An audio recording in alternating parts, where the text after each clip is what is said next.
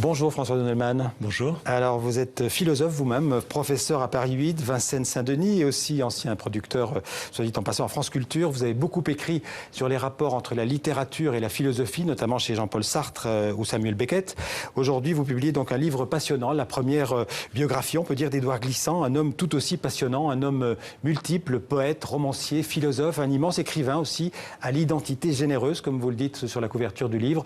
Un livre publié chez Flammarion. Alors, Édouard Glissant, vous l'avez fréquenté les 12 dernières années de sa vie. Racontez-nous d'abord votre rencontre avec cet homme impressionnant, je pense, par son intelligence et par sa stature. Oui, je l'ai rencontré par hasard, en fait, à une réunion de psychanalystes.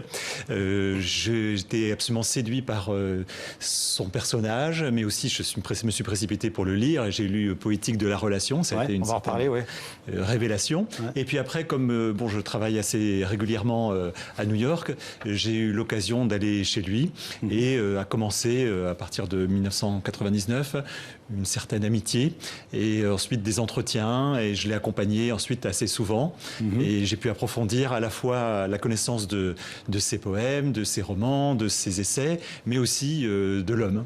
Alors difficile de résumer son œuvre et l'homme Édouard Glissant, mais on peut dire qu'Édouard Glissant c'est avant tout un poète. Oui, absolument.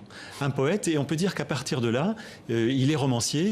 Il est romancier parce que poète, il est philosophe parce que poète, parce qu'au fond la poésie pour lui ce ne sont pas simplement des vers, c'est un imaginaire. La poétique qu'il a développée, c'est une manière de rendre compte du monde, de le déchiffrer, mais aussi d'essayer de le réorienter. Et c'est pour ça que la poésie, c'est le cœur même de sa pensée. Il a commencé par écrire de la poésie d'ailleurs. Oui. Ses premières œuvres ont d'abord été poétiques. Absolument. Ouais. D'ailleurs, le premier poème, il a 20 ans et il est publié par Les Temps modernes, la revue de Sartre.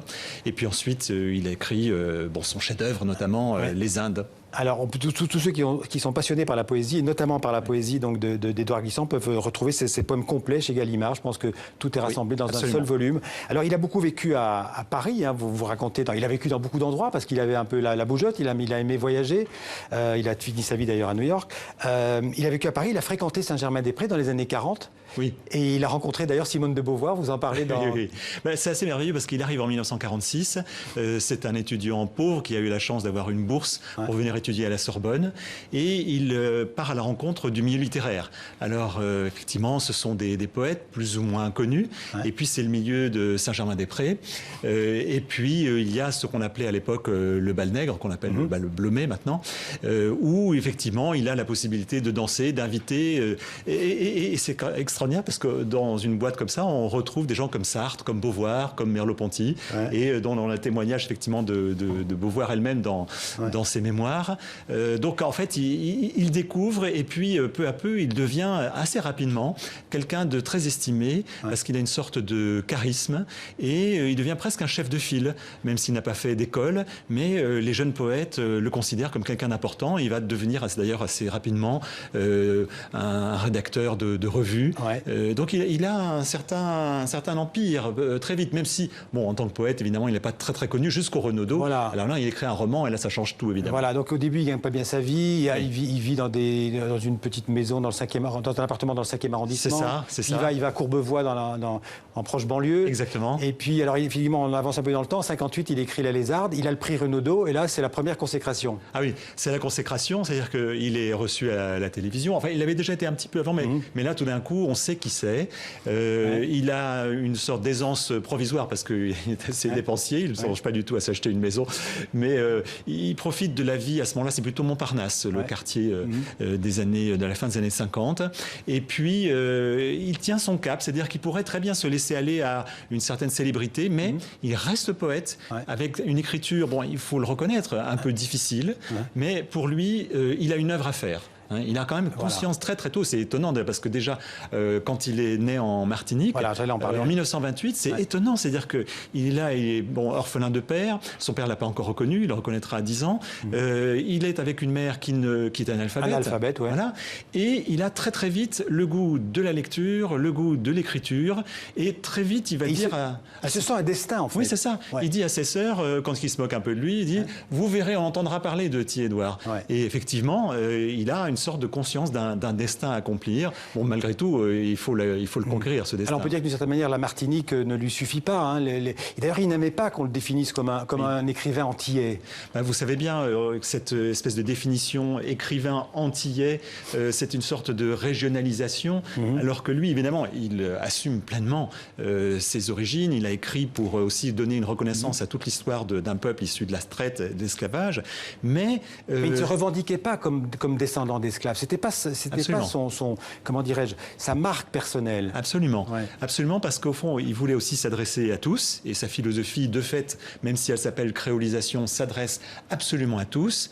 Et puis, il ne voulait pas effectivement être enfermé dans une identité. Parce que la définition de son identité, de l'identité chez Glissant, c'est pour ça que ça s'appelle identité généreuse, c'est une identité qui se connecte toujours par relation aux autres. Alors, vous avez dit deux mots essentiels, c'est créolisation, créolisation, et aussi le tout monde, c'est-à-dire la poétique de la relation, c'est ça le mot de la relation. D'abord, ces concepts, parce que lui, il les utilise beaucoup.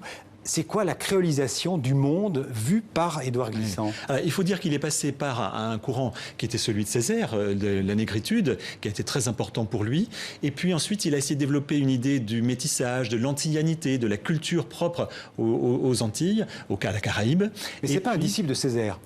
Non, il était en relation avec lui, mais il était très vite, il a marqué des distances à l'égard de la notion de négritude, très très jeune. Et puis, il a développé peu à peu cette pensée de la créolisation. La créolisation, c'est la rencontre des différences. Au lieu de penser en termes de communauté, d'identité, de ressemblance, lui, il considère qu'effectivement, chaque culture, chaque individu a sa différence et que la relation, elle va créer par l'association des différences, encore plus de différences, c'est-à-dire encore plus de richesse. Donc cette créolisation, elle est imprévisible et c'est aussi le mouvement, selon lui, le mouvement du monde tel qu'il va. Voilà, et c'est là qu'on arrive tout doucement à sa notion à son traité du tout monde. Le tout monde, c'est notre monde globalisé, créolisé, la mondialité, comme il dit, et tous ces liens tissés entre les peuples et les gens font ce que nous sommes. Nous sommes tous des créoles, en fait. Absolument. Nous sommes tous des créoles, c'est-à-dire nous sommes tous des êtres archipéliques, avec des îles en nous, des identités, des cultures qui viennent de la rencontre, parce qu'on n'est jamais complètement isolé sur son île ou dans sa tribu ou sur son territoire.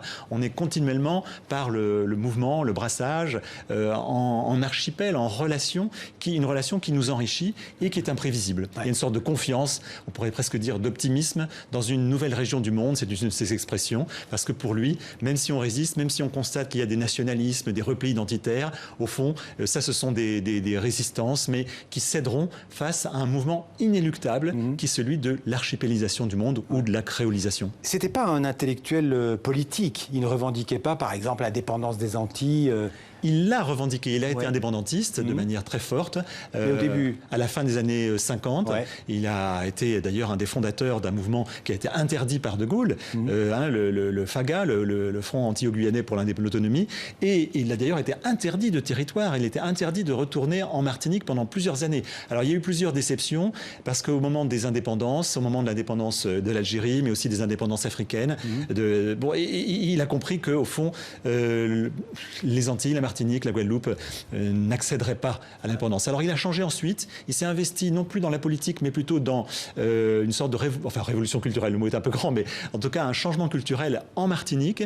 Et puis après, pour lui, cette idée de l'interdépendance s'est substituée à celle de l'indépendance, et il a conçu au fond une pensée qui s'intéresse bien sûr à la question antillaise, mais aussi s'intéresse à tous les lieux du monde où cette créolisation finalement, elle va amener à une plus grande richesse des peuples. Justement, est-ce que ce tout monde, cette poétique de la relation, est-ce qu'elle n'est pas la mieux comprise par les poètes? Est-ce que ce n'est pas les poètes finalement qui comment dirais-je, qui incarne ce tout monde? Mais nous l'incarnons tous par les langues, par le mouvement des cultures. Alors certes, les poètes, eux, ils ont cette capacité, selon Édouard Glissant, de déchiffrer, c'est-à-dire d'entendre, d'écouter, de voir ce qui bouge.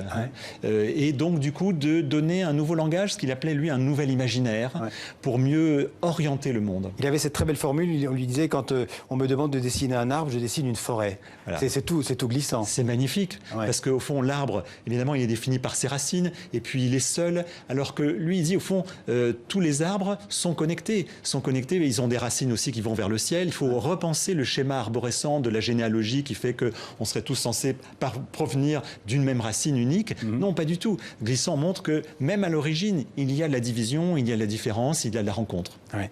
Alors c'est un homme qui a toujours, on parlait tout à l'heure du prix Renaudot, il a toujours eu une soif de reconnaissance.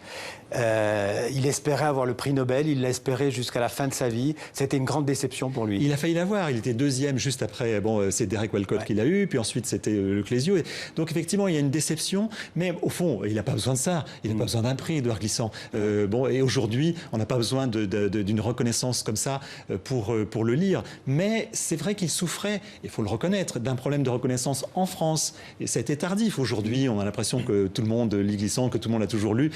C'est faux, il était quand même dans une grande solitude. Et même, il a fait toute sa carrière à New York. Ça veut dire qu'il n'a pas eu de trouver de poste véritablement en France, sauf à l'UNESCO, quand il s'occupait du courrier de l'UNESCO. Mais même aux États-Unis, il vivait de manière très solitaire. Donc c'est un homme monde, un homme tout monde, mais un homme qui, malgré tout, était assez isolé et qui, oui, aurait bien voulu... Un peu aigri à la fin de sa vie ou pas? À la fin de sa vie, disons qu'effectivement, il souffrait de cet isolement. Il avait aussi envie de retourner soit en France, soit en Martinique, mais il était condamné à travailler à New York. Il n'aimait pas forcément.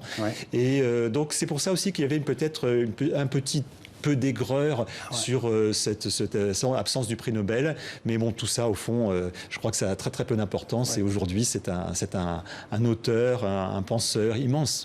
Si vous deviez donner un conseil de lecture, par où commencer pour aller à la rencontre d'Édouard Glissant? Je dirais que les philosophes vont aller vers Poétique de la relation, que les poètes vont aller vers les Indes, que les romanciers iront peut-être, je dirais, le IVe siècle, même si c'est la Lézarde qui a eu le prix Renaudot. Et puis moi, je recommanderais aussi quand même un de ses premiers livres, Soleil de la conscience, et c'est son arrivée à Paris. C'est un texte qui est à la fois philosophique, poétique, et qui est merveilleux. Merci François Noudelman de nous donner envie de connaître et de lire Édouard Glissant, L'identité généreuse, donc chez Flammarion. Merci.